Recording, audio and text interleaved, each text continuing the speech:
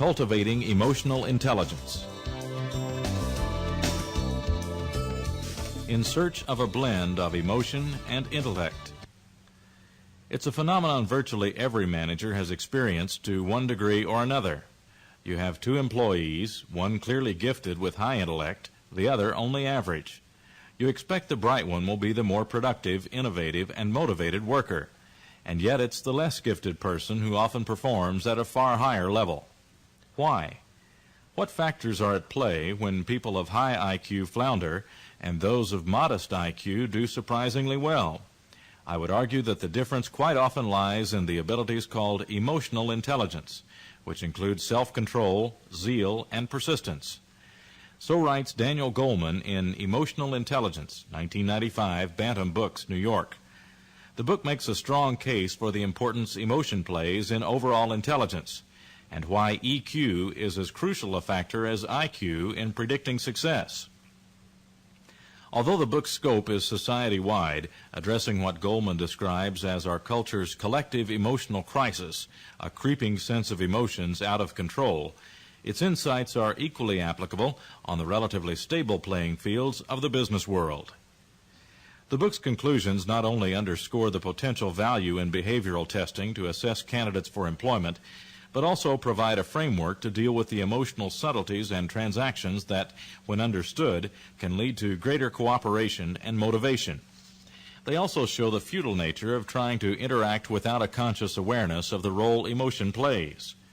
Moreover, one of Goleman's most encouraging points is that emotional intelligence can be learned.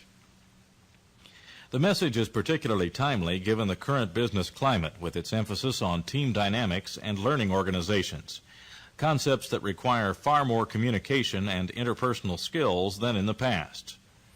Emotional intelligence points to the necessity for people who can skillfully blend intellect with emotion, people who are beholden neither to emotional impulse nor intellectual remoteness.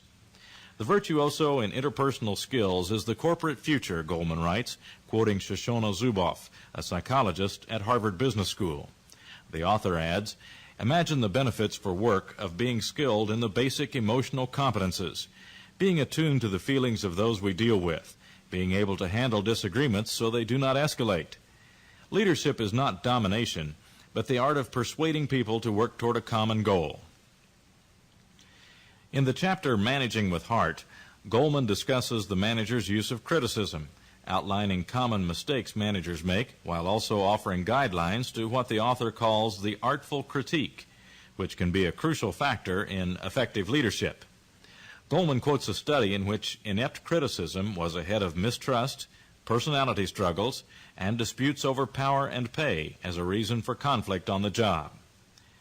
Beyond its specific observations regarding leadership and management, the book is a valuable resource throughout. Emotional intelligence not only provides a rich understanding of emotional factors that can affect our thinking adversely, but also offers a framework for emotional growth, not in the quick fix manner of some self-help books, but in its studied, detailed approach. Goleman notes that feelings are essential guides to more meaningful thought and productive decision-making, guides, in fact, for every aspect of living. Those who are at the mercy of impulse, who lack self-control, suffer a moral deficiency. The ability to control impulse is the base of will and character, he writes.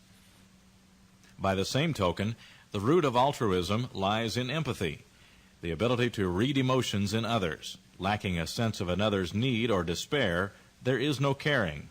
And if there are any two moral stances that our times call for, they are precisely these: self-restraint and compassion. That might sound like an idealized or romanticized view of the ideal mental state, but this book offers compelling scientific evidence that such a fusion of intellect and heart is not only desirable, but natural. Goleman devotes the first part of his book to a fascinating look at the functions of the brain, offering evidence that the brain itself is constructed in a way that can facilitate this blend of emotion and thought. For leaders, indeed for everyone in an organization where team concepts are valued, emotional intelligence is an excellent introduction to the role emotions play and the ways one can use them to advantage in creating healthy, productive results, both personally and professionally.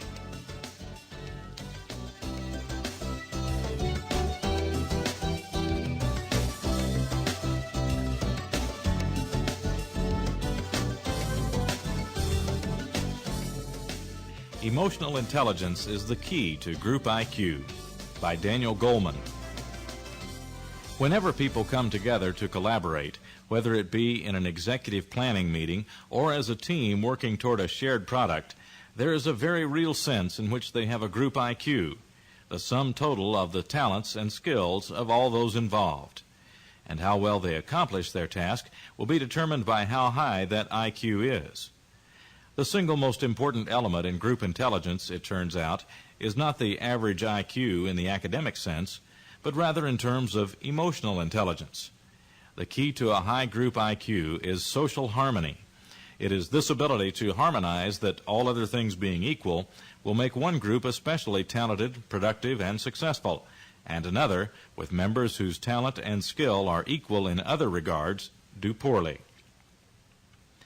The idea that there is a group intelligence at all comes from Robert Sternberg, the Yale psychologist, and Wendy Williams, a graduate student, who were seeking to understand why some groups are far more effective than others. Williams and Sternberg relate their findings in Group Intelligence, Why Some Groups Are Better Than Others, in the 1988 issue of Intelligence.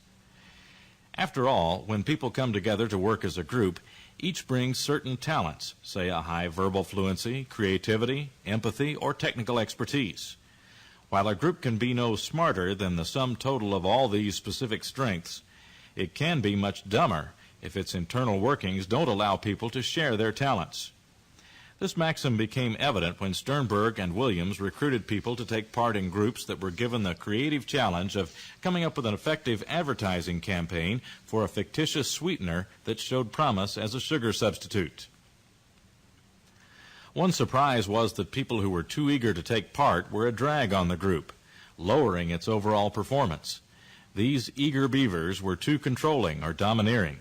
Such people seemed to lack a basic element of social intelligence, the ability to recognize what is apt and what inappropriate in give and take. Another negative was having dead weight, members who did not participate. The single most important factor in maximizing the excellence of a group's product was the degree to which the members were able to create a state of internal harmony, which lets them take advantage of the full talent of their members. The overall performance of harmonious groups was helped by having a member who was particularly talented. Groups with more friction were far less able to capitalize on having members of great ability. In groups where there are high levels of emotional and social static, whether it be from fear or anger, from rivalries or resentments, people cannot offer their best. But harmony allows a group to take maximum advantage of its most creative and talented members' abilities. While the moral of this tale is quite clear for, say, work teams, it has a more general implication for anyone who works within an organization. Many things people do at work depend on their ability to call on a loose network of fellow workers. Different tasks can mean calling on different members of the network. In effect, this creates the chance for ad hoc groups, each with a membership tailored to offer an optimal array of talents, expertise, and placement. Just how well people can work a network, in effect make it into a temporary ad hoc team, is a crucial factor in on-the-job success.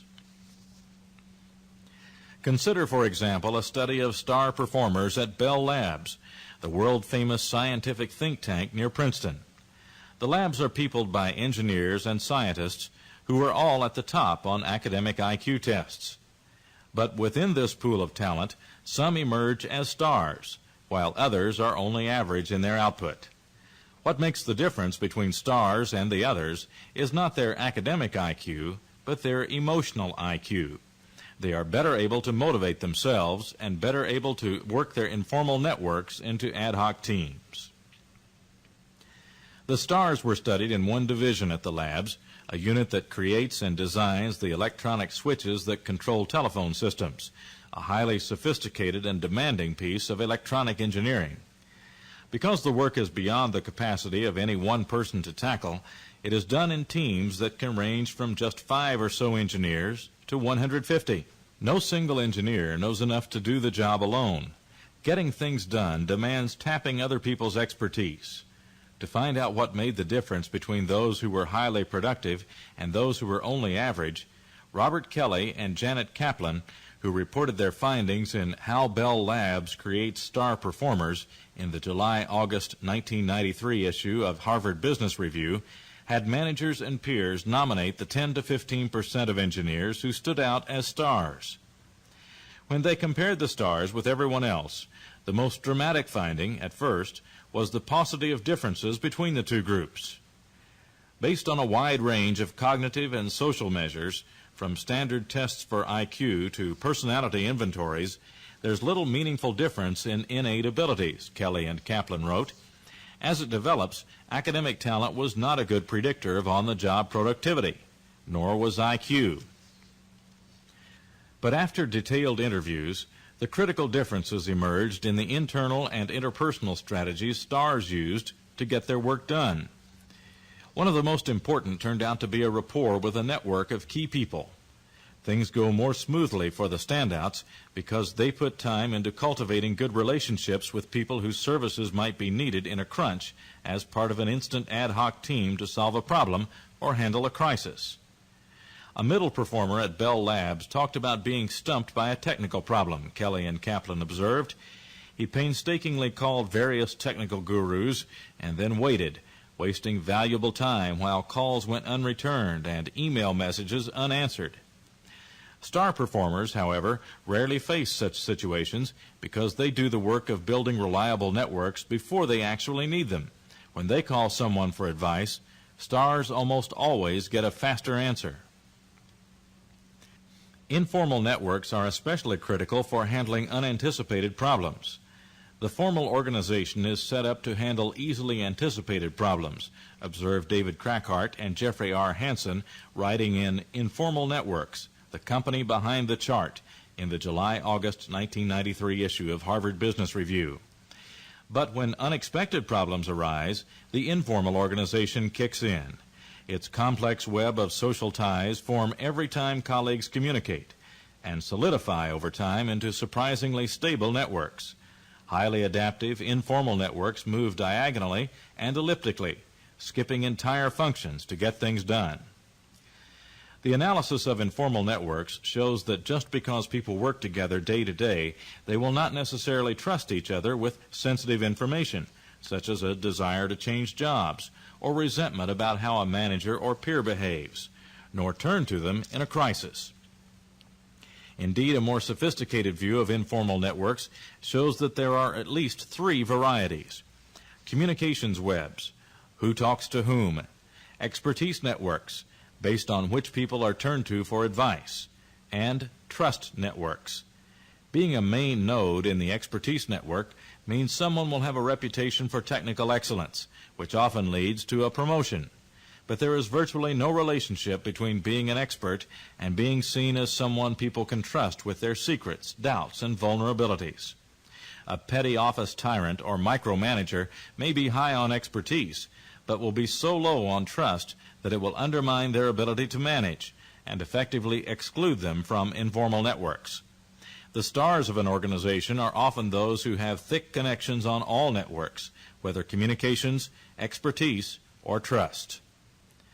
Beyond a mastery of these essential networks, other forms of organizational savvy the Bell Labs stars had mastered included effectively coordinating their efforts in teamwork, being leaders in building consensus, being able to see things from the perspective of others, such as customers or others on a work team, persuasiveness, and promoting cooperation while avoiding conflicts.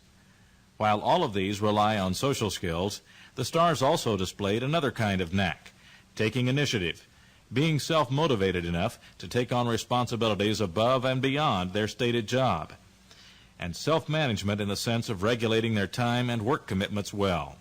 All such skills, of course, are aspects of emotional intelligence. There are strong signs that what is true at Bell Labs augurs for the future of all corporate life, a tomorrow where the basic skills of emotional intelligence will be ever more important in teamwork, in cooperation, in helping people learn together how to work more effectively. As knowledge-based services and intellectual capital became more central to corporations, improving the way people work together will be a major way to leverage intellectual capital, making a critical competitive difference. To thrive, if not survive, corporations would do well to boost their collective emotional intelligence. Excerpted with permission from Emotional Intelligence by Daniel Goleman, 1995, Bantam Books, New York.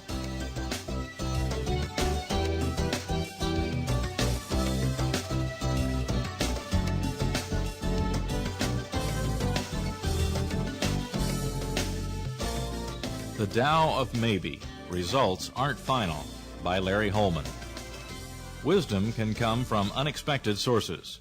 That's why I believe in reading magazines and books that, on the surface at least, are unrelated to my field of expertise. I've recently been reading a book called The Tao of Voice, a new East-West approach to transforming the singing and speaking voice, by Stephen Chundao Ching, 1991, Destiny Books, Rochester, Vermont. I've told my colleagues not to worry. I'm not going to try singing in meetings. But the book does offer some valuable advice and philosophy for helping us to understand the circular nature of life. The author uses this story as an example. There is an ancient story that comes out of old China about a peasant whose horse ran away. When his neighbors offered their sympathies because of his misfortune, he simply responded, "Maybe." The next day, his son, attempting to ride one of the wild horses, was thrown and broke his leg. The neighbors were sympathetic in this turn of fortune, but again the farmer simply said, "Maybe." The next day saw the arrival of conscription officers, forcing the young men to join the army. The officers passed over the young man because of his broken leg. The neighbors gathered to exclaim how well it had all worked out, but again the farmer simply said, "Maybe." The farmer, a classic Taoist type, sensed his life as part of a much larger pattern of unfolding, which had its own circularity and which allowed for the interplay of opposite forces. Time's rhythm was the vehicle of that unfolding, so one knew that there was no such thing as a final activity, and therefore one could only suspend judgment and let the Tao flow where it may. How different from Western approaches is the Chinese Taoist perspective of seeing the circular potency of all things, the one unified and flowing through the many. How different this is from the Newtonian notion of a universe set into motion by an original act of creation and allowed to continue running on its own hardwired programs independent of the Creator. This ultimately makes of reality a series of mechanical happenings, working itself out in an infinitely complex latticework of separate causal sequences, acting and interacting through history. We in the West, who are still bearing the brunt of this outmoded, mechanistic view, suffer from chronic tunnel vision, training ourselves to look for cause and effect in all aspects of our world and work. Thus we fail to see, as the Taoists do, the interacting patterns inherent in the causal wave of connections. The farmer in the ancient story had the ability to look beyond his immediate fortune, good or bad. When an individual or an organization suffers a setback, it is sometimes difficult not to think of that setback as a final activity. We tend to say, or at least think, "That's it, I'll never accomplish my goal." The farmer knew there are no final results. It's a good way to deal with our setbacks, as well as our successes. And it's a good look at emotional intelligence, our theme in this segment of Lessons in Leadership. In his book of the same name, Daniel Goleman uses the term emotional intelligence to encapsulate such seeming intangibles as self-awareness, impulse control, persistence, zeal, self-motivation, empathy, and social deftness. Recent research shows not only that such traits are as important, if not more important, than IQ, but also that these traits can be measured and predicted. The ability to detect such traits is yet another tool that will help us in our efforts to build empowered, positive, and productive organizations. With intelligent use of such tools, we are guaranteed to find success. Maybe.